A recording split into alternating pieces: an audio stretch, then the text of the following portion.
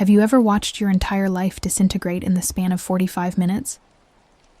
I don't mean a bad day. I mean the kind of systemic dismantling of your existence that leaves you standing on a street corner, in the pouring rain, holding a cardboard box containing a half-dead succulent and a coffee mug that says "Girl Boss," and realizing you have absolutely nothing left. No job, no reputation, and, thanks to the severance clause they manipulated, no savings. They didn't just fire me, they erased me. 3 years. 3 years of 70-hour weeks, missed birthdays, canceled vacations, and swallowing my pride while Marcus, a man with half my talent and double my ego, took credit for every single strategy I built. I thought if I just worked harder, if I just proved myself one more time, it would pay off. I was so stupid. And the worst part? The absolute worst part wasn't the smirk on Marcus's face when security escorted me out. It was the feeling that I deserved it. That somehow, being a victim of their corporate greed was my own failure. But what happened next? What happened on that rain-slicked street corner? That wasn't failure. Let's rewind, just 24 hours. Before the rain, before the cardboard box, I worked for Apex Solutions. It sounds generic, doesn't it? It was anything but. We handled high-stakes crisis management for Fortune 500 companies. If a CEO embezzled millions, we were the ones called in to stop the stock market from hemorrhaging. It was high pressure, high reward, and an incredibly toxic boys' club. I was the only woman on the senior analyst team. I wasn't just fighting for clients. I was fighting for air every single day. My immediate superior, Marcus, was the kind of guy who used buzzwords to mask incompetence. He'd lean over my desk, smelling of expensive cologne and stale coffee, and say things like, "Clara, sweetheart, let's leverage your synergy on this."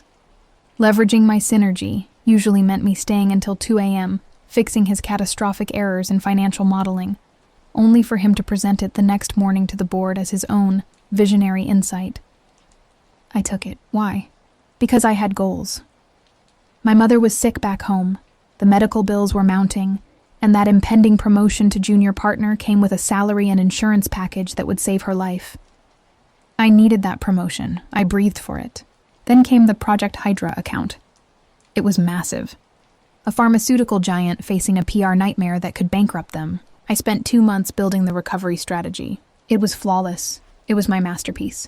Marcus barely glanced at it until the day before the final presentation to the firm's owners. The mysterious executive board that nobody ever saw. Tuesday morning, the day of the presentation, the day my life ended. I walked into the boardroom ready. The air was thick with tension.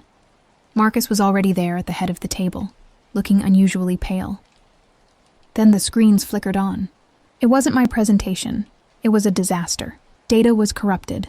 Client confidentiality protocols were breached on slide 3. It looked like amateur hour. It looked like negligence. I froze. "Marcus, this isn't the final deck." "What is this?" He turned to me, his eyes wide with faux panic, loud enough for everyone to hear. "Clara, what did you do?" "I told you to upload the finalized version last night. This is the dummy draft. You've exposed client data." The room went dead silent. My stomach dropped through the floor. He was framing me in real time. No, Marcus, I sent you the final file at 11 p.m. You confirmed receipt." "I have no record of that, Clara," he said, his voice smooth now, the panic replaced by practiced disappointment. He tapped his tablet. "And according to the server logs, your login credentials were used to override the security protocols this morning at 6 a.m. My blood ran cold. He had my passwords.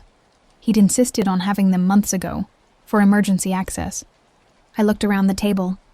The faces of the other partners weren't sympathetic. They were furious. I was the liability. I was the leak. The head of HR, a woman named Brenda who always smiled but never showed her teeth, stood up. "Clara, step into my office now." The next hour was a blur of legalese and intimidation. They had proof. My digital footprint was all over the mistake. Marcus had orchestrated it perfectly. If I fought it, they threatened legal action that would bury me in debt forever. If I signed the NDA and left quietly, they wouldn't sue, but I'd get nothing. No severance. And a black mark on my record that meant I'd never work in finance again. I signed. I had to think of my mother. I couldn't afford a legal battle. At 2:37 p.m., I was standing outside the glass tower I used to virtually live in. The security guard, Bob, who I brought donuts for every Friday, wouldn't even look me in the eye as he handed me the box. It started to rain, a cold London drizzle that soaked through my thin blazer instantly. I don't know how long I stood there. Time felt elastic. The rain got heavier, plastering my hair to my face, mixing with the hot tears I couldn't stop crying. I felt dizzy. My phone was blowing up. Notifications from LinkedIn, confused texts from colleagues, probably Marcus already spinning the narrative. I turned my phone off. I needed to get out of there. I needed to hide. I opened my ride-sharing app. My hands were shaking so badly I could barely type in my home address. Surge pricing. $85 for a 20-minute ride. I checked my bank balance on the app. $112. That was it until I figured out whatever came next. I booked it. The app said, "Your driver Ahmed is 3 minutes away in a black sedan." I watched the little car icon creep closer on the map. The rain was torrential now. I could barely see 5 feet in front of me. A sleek black car pulled up to the curb right in front of me. It wasn't just a sedan. It was gorgeous. A high-end luxury vehicle, maybe a Mercedes or a BMW, the windows tinted pitch black. I didn't even check the license plate. I just assumed. It's a black car. It stopped for me. I'm soaked. I just wanted to be inside, away from the staring eyes of the people leaving the building. I yanked open the back door, threw my sodden cardboard box onto the leather seat, and practically collapsed inside, slamming the door shut against the rain. The interior smelled incredibly expensive, like aged leather, sandalwood, and something sterile, like cold cash. It was dead silent. "Oh God, thank you," I gasped, wiping water and mascara from my eyes. "I'm so sorry I'm soaking wet. It's just today.